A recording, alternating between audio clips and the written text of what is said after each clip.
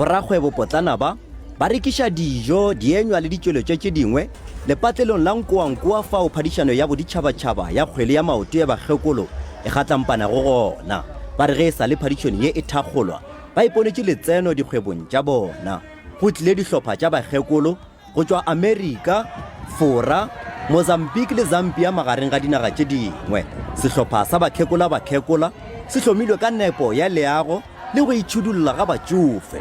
Barekiši ba re dipapadi tše di tlišitšwe ke mollo go dikgwebo tša bona mo seemong seo se sa lešego di wela sa ikonomi.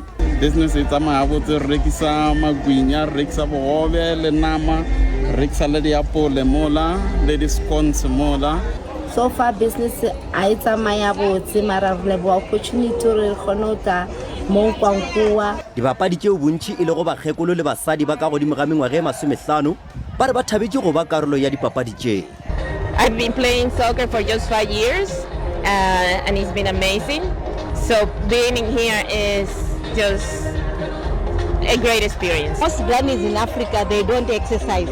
So this is a good thing for us to exercise. Dihlopha tše lesometshela di lwela go ba mmetša tholo ge di le gare di nkgišetšana mahwafa. Batho ba sefoka ba tla leba gae le mogopo. Nna ke Koketšo Motao wa ditaba tša SABC Nkowankowa ka ntle ga Tzaneen.